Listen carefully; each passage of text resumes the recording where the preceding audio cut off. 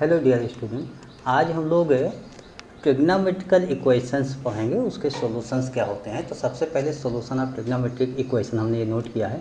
तो trigonometric equation क्या होता है, इसे आपको समझना होगा। तो इसे हम ऐसे लिखते हैं, equations involving trigonometric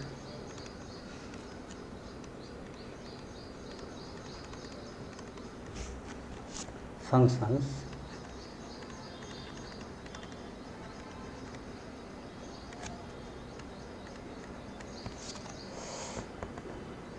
as variable be called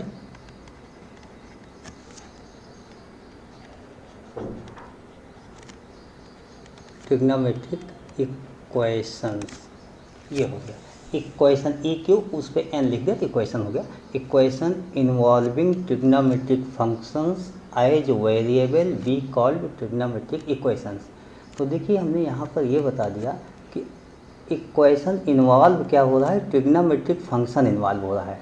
trigonometric function mean sine cos tan sec cosec cot as variable, variable की तरह अगर यहाँ पर यूज होता है तो हम उसे कहते हैं ट्रिग्नोमेट्रिक इक्वेशंस।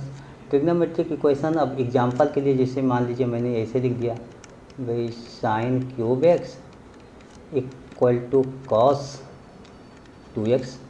तो ये जाहिर सी बात एक्स एंगल पर डिपेंड कर रहा है और ट्रिग्नोमेट्री में है, तो ऐसे बहुत से लिखे जा सकते हैं। सिंपल सा हम लिख देते हैं कि साइन एक्स इक्वल टू 1 ये, या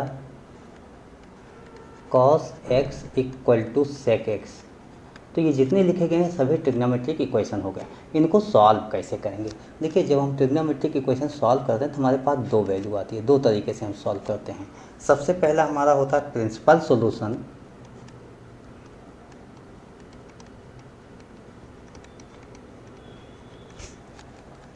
प्रिंसिपल सॉल्यूशन और दूसरा होता है जनरल सॉल्यूशन।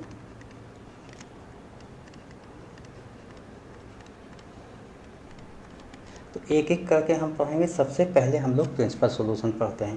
प्रिंसिपल सॉल्यूशंस क्या होता है?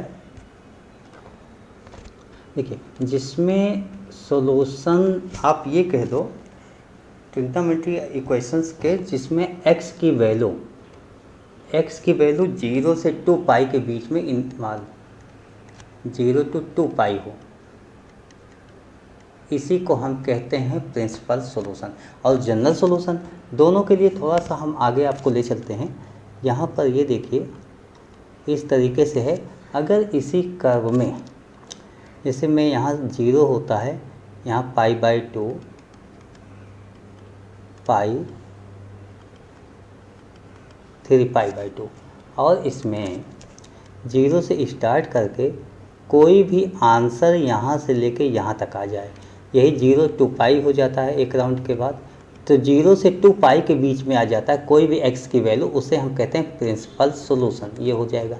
लेकिन इसी को हम जैसे मान लीजिए यहाँ पर आपका थीटा है और एक बार मूव किया पूरा ऐसे तो 2 पाई प्लस थीटा आ जाएगा, एक बार और मूव किया तो एक बार और आ जाएगा। तो ऐसे बहुत सी वैल्यू आएगी, मतलब ये राउंड पर डिपेंड करेगा, ये मतलब n कितने राउंड हैं, नंबर ऑफ राउंड, उस पर डिपेंड करेगा। तो उसे कहेंगे जनरल सॉल्यूशन।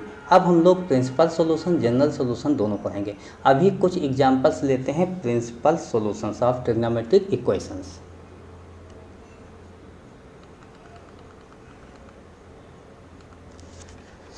नोट करते हैं हम लोग।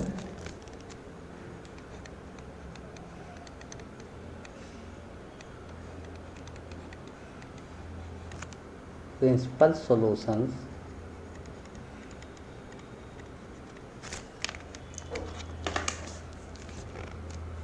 ऑफ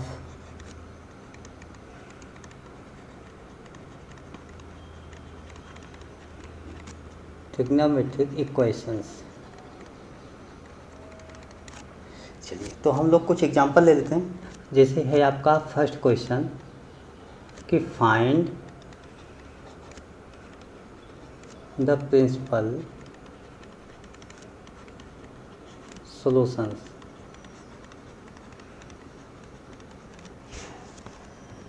ऑफ द इक्वेशन अब इक्वेशंस क्या है, साइन एक्स इक्वल टू √3/2। देखिए ऐसे क्वेश्चन लिखा हुआ है, इसका प्रिंसिपल सॉल्यूशन। तो एक बात तो मैं आपको बता दूं कि 0 से 2 पाई में कोई भी ट्रिग्नोमेट्रिक फंक्शन हो उसके दो आंसर मिलेंगे, हमेशा दो आंसर मिलेंगे, याद रखिएगा। तो हम लोग यहाँ से देखिए 0 से 2 पाई के केस में हमेशा दो आंसर मिलेंगे, कोई भी x होगा, x के लिए हमेशा दो एंगल मिलेंगे जिसकी वैल्यू सेम टू सेम हो। तो आइए हम लोग यहाँ देखते हैं हमारे पास जो क्वेश्चन आया है। अभी हमारे पास क्वेश्चन है find the principal solution of trigonometric equations sine x equal to √3/2, ऐसा लिखा हुआ है। साइन x इक्वल टू √3/2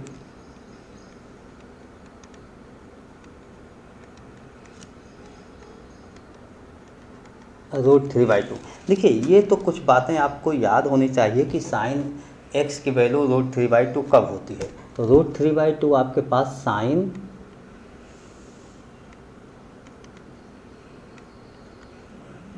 π/3 होता है, मतलब 60 डिग्री पे होता है। Sine x equal to sine π/3। एक तो आंसर यहाँ से आपको मिल रहा है कि x की वैल्यू π/3 है, लेकिन यहीं से मैं थोड़ा सा आपको और बताऊँगा कि जो हमारे पास sine cos tan sec cosec cot होते हैं उसमें याद कीजिए कि जैसे साइन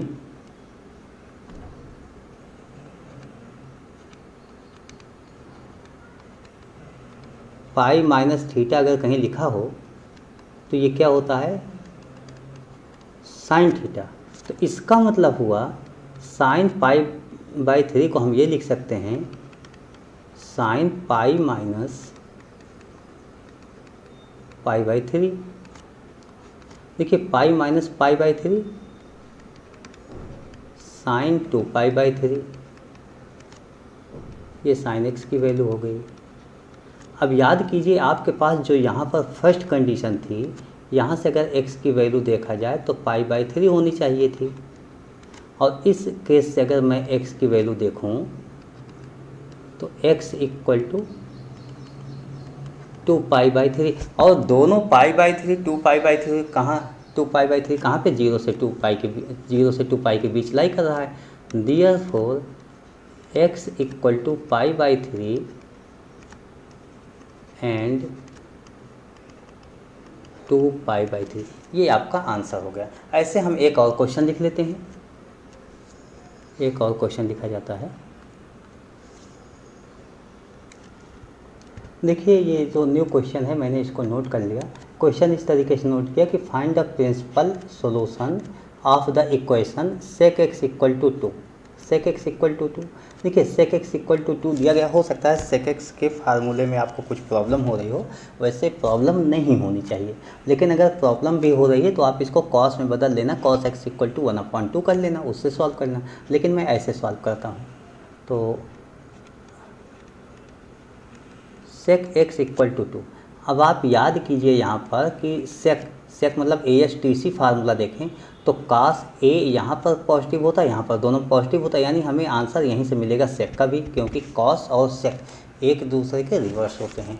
तो पहला answer sec x equal to 2। अब याद कीजिए कि सेक में 2 कब होता है, किस एंगल के लिए होता है, तो 60 डिग्री के लिए होता है। सेक 60 को क्या लिखते हो, π/3 लिख लेते हो। यहाँ से सेक x की value π/3 mean x equal to π/3। एक आंसर तो ये हो गया।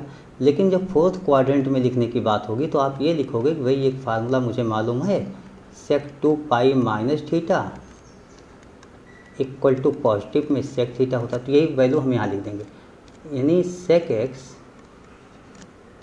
इक्वल टू सेक π/3 लिखा गया, इसी π/3 को हम लिख देंगे 2 पाई माइनस π/3, इस तरीके से लिख देंगे। इसी को सॉल्व कर लो। देखिए 2 पाई माइनस π/3, 3 2 जा 6 माइनस 1 5 π/3, ये आपके पास सेक x की वैल्यू हो गई। That is x equal to 5 π/3। दोनों बिलोंग कर रहा है 0 से 2 पाई में, इसीलिए आपका जो प्रिंसिपल सॉल्यूशन हो गया x इक्वल टू π/3 एंड 5π/3। तो ये दोनों आपके आंसर हो गए। इस तरीके से हम क्वेश्चन सॉल्व कर सकते हैं। एक क्वेश्चन और ले लेते हैं।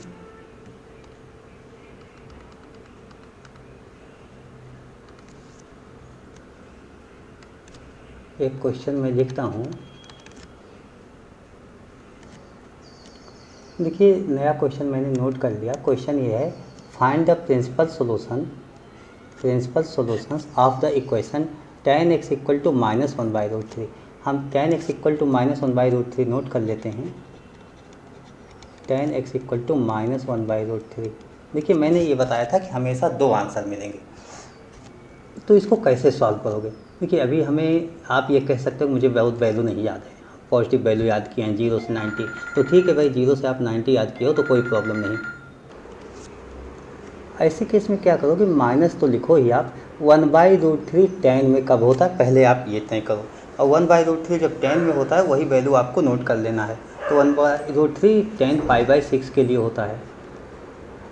tan π/6 मतलब 30 के लिए होता है। तो tan x की वैल्यू ये आपने नोट कर लिया। यहाँ पर अब आप देखिए कि -tan थीटा कब होता है, -tan थीटा कब होता है फार्मूले के अकॉर्डिंग। तो ऐसे -tan थीटा के लिए दो फार्मूले होते हैं, एक tan π-थीटा होता है और एक आपके पास होता है tan 2π-थीटा, यहाँ पर होता है। तो ये दो होते हैं। इसका मतलब हुआ -tan π/6 को हम ये लिख सकते हैं tan π-π/6 लिख सकते हैं, एक तो ये लिख सकते हैं, और दूसरी केस इक्वल टू tan और tan 2π-π/6 लिख लेंगे। ये दोनों हम लिख सकते हैं। देखिए, π-π/6 tan 5π/6 हो गया, एंड tan 2π-6 2 = 12 -1 11 π/6। tan x की ये दो वैल्यू आपके पास हो गई। तो इसका मतलब हुआ x की वैल्यू 5π/6 होगा एंड 11 π/6। ये दोनों आपके प्रिंसिपल सॉल्यूशन हो गए। तो इसी तरीके से आप कोई भी क्वेश्चन हो, प्लस हो या माइनस हो, सब में निकाल सकते हो। और इसके लिए हम आपको थोड़ा हिंट देते हैं कि आपके पास बहुत से क्वेश्चन होंगे, तो हमेशा याद रखिएगा। जैसे sin x फर्स्ट क्वाड्रेंट में हो जाता है, sin x, लेकिन x नहीं, मैं अच्छा x ही रहने दो। इसी को हम लिख सकते हैं sin π-x। इस तरीके से देखो तो दोनों वैल्यू आपकी निकल आया करेगी। अगर कहीं -sin x आ जाए, मान लीजिए -sin x आ जाए, तो साइन के लिए आप दो कंडीशन लिखना, sin π+x लिख देना, एक तो ये हो जाएगा sin π+x, एक और वैल्यू हो जाएगी, वो होगी sin 2π-x। तो साइन की प्लस या माइनस दोनों में से कोई कंडीशन हो, आप इससे पूरे सवाल कितने भी होंगे क्वेश्चन सब सॉल्व कर सकते हो। इसी तरीके से cos x पॉजिटिव होगा तो फर्स्ट क्वाड्रेंट में होता है, और cos 2π-x होता है। तो इस फार्मूले का यूज कीजिएगा, दोनों आंसर आ जाएगा। लेकिन cos x कहीं निगेटिव आ जाए आपके पास, तो यहाँ पर लिखना cos π-x। cos π-x हमेशा cos x माइनस में होगा, माइनस cos x की बात कर रहा हूँ, और दूसरा cos π+x कर लेना, तो इससे आपके प्रिंसिपल सॉल्यूशन आ जाएंगे cos में। इसी तरीके से अगर tan x आपका पॉजिटिव है तो दूसरा tan π+x इस तरीके से मिल जाएगा, इससे आप सॉल्व कर लीजिएगा। बट कहीं tan x निगेटिव आ जाए आपके पास, तो वहाँ पर tan π-x कर लेना, और tan 2π-x कर लेना। इस तरीके से मैंने आपको क्या बताया कि sin x कभी भी पॉजिटिव आए तो दूसरी वैल्यू यहाँ से निकाल लेना, sin x निगेटिव आ जाए, -sin x हो जाए, तो दोनों वैल्यू इनसे निकल आएगी, sin π+x sin 2π-x। cos x positive हो जाए तो दूसरी वैल्यू cos 2π-x से हो जाएगी। cos x अगर निगेटिव हो जाए तो cos π-x and cos π+x, ये सॉल्व कीजिएगा, दोनों निगेटिव वैल्यू आ जाएगी। tan x पॉजिटिव है तो tan पाई प्लस एक्स लिख लीजिएगा, पॉजिटिव दूसरी वैल्यू। लेकिन tan x अगर निगेटिव में है तो tan pi minus x and tan 2 pi minus x use कीजिएगा। यहीं आपको बता दूं कि अगर कॉसेक होगा तो कॉसेक की कंडीशन सेम टू सेम यही वाली यूज कीजिएगा, यही कॉसेक में भी लग जाएगा, और इन दोनों से देखो यही सेक में भी लगेगा, ये दोनों देखो इसी से आप कॉट का भी लगा देना। तो इस तरीके से प्रिंसिपल सॉल्यूशन के जितने भी क्वेश्चन होंगे आप सभी क्वेश्चन सॉल्व कर सकते हो। इनफाइनाइट क्वेश्चन लिखे जाएँ तो आपके लिए कोई प्रॉब्लम नहीं होनी चाहिए, आप सॉल्व कर सकते हो। बस यही आइडेंटिटीज लगाते रहो, मीन ये बेसिक जो आपका कॉन्सेप्ट है इसको यूज करते रहना। तो आज की क्लास मैं यहीं ओवर करता हूँ, नेक्स्ट क्लास में मिलते हैं और नेक्स्ट क्लास में हम लोग जनरल सॉल्यूशन पढ़ेंगे। Okay, thank you, bye.